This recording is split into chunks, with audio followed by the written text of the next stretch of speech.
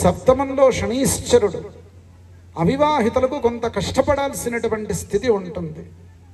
కన్యలు కానీ, వీరు కానీ, వరులు కానీ కాత్యాయనీదేవి యొక్క ఆరాధన చెయ్యండి. కాత్యాయని మహామాయే మహాయోగీన్యధీశ్వరీ నందగోప సుతందేవి పతిమ్మే కురుతే నమః పత్నీమే కురుతే నమః అని అమ్మవారు ప్రార్థన చాలా అవసరం వీరికి.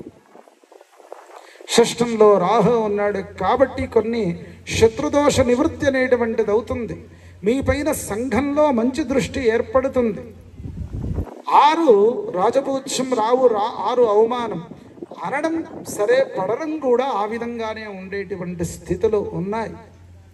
వ్యాపారస్తులకు చాలా అనుకూలంగా ఉండేటువంటి స్థితి.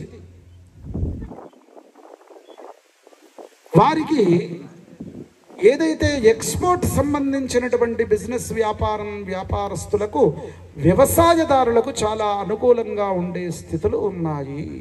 ఎందుకంటే సంవత్సర ప్రారంభంలో లాభంలో కుజుడు ఉన్నాడు కాబట్టి అష్టమ స్థానాధిపతి అయి లాభంలో ఉన్నారు. కనుక ఆ విధంగా వీరు చెయ్యాల్సినటువంటి దేవతారాధన. వీరు కూడా ఈ యొక్క శని యొక్క ఇబ్బంది పోవడానికి, సప్తమ శని యొక్క ఇబ్బంది పోవడానికి మీరు సుందరాకాండ పారాయణాదులు చేసుకోవడం చాలా శ్రేష్టము.